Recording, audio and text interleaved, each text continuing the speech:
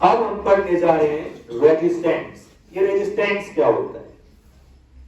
देखो बेटे, कोई भी कंडक्टर वो अपने अंदर से चार्ज के फ्लो को रोकता है, और ये जो प्रॉपर्टी है किसी भी कंडक्टर की कि वो अपने अंदर से चार्ज के फ्लो को रोकता है, इसी को हम रेजिस्टेंस कहते हैं।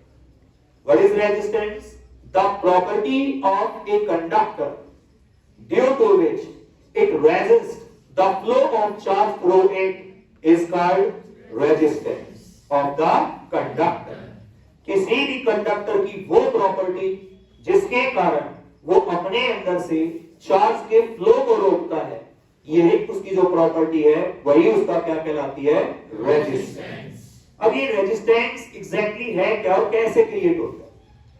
देखो बेटा, मान लो ये कोई कंडक्टर है और हमें पता है कि भाई ये किससे बना होगा? एटम से। और इसके एटम्स के पास होंगे मोबाइल इलेक्ट्रॉन्स, मोबाइल इलेक्ट्रॉन्स या फ्री इलेक्ट्रॉन्स, ठीक है, जो कि आउटर मोस्ट शेल के इलेक्ट्रॉन्स होते हैं। तो ये इसके पास फ्री इलेक्ट्रॉन्स यानी मोबाइल इलेक्ट्रॉन्स। ओके, तो बेटा जैसे ही हम इस कंडक्टर के दोनों एंड्स पे पोटेंशियल डिफरेंस प्रोवाइड करेंगे, मतलब इसके दोनों एंड्स को बैटरी के दो टर्मिनल से कनेक्ट करेंगे, तो इसके जो मोबाइल इलेक्ट्रॉन्स है, फ्री इलेक्ट्रॉन्स हैं, उनको ईएमएफ मिलेगा, इलेक्ट्रोमोटिव फोर्स, और जिससे वे इस कंडक्टर में दौड़ लगाना स्टार्ट कर देंगे।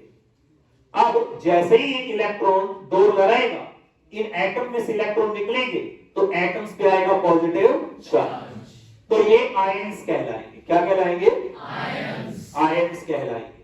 तो बेटा जैसे ही इलेक्ट्रॉन दौड़ेगा तो इसकी टक्कर होगी, कोलिजन होगा, या तो किसके साथ? दूसरे इलेक्ट्रॉन्स या आयंस के साथ, दूसरे इलेक्ट्रॉन्स या आयंस के साथ। तो जैसे ही ये दौड़ा, टक्कर हुई, रुका, फिर दौड़ा, टक्कर हुई, रुका, फिर दौड़ा, टक्कर हुई, रुका, फिर दौड़ा, टक्कर हुई, रुका, और ऐसे करते हुए ये मूव करेगा आगे।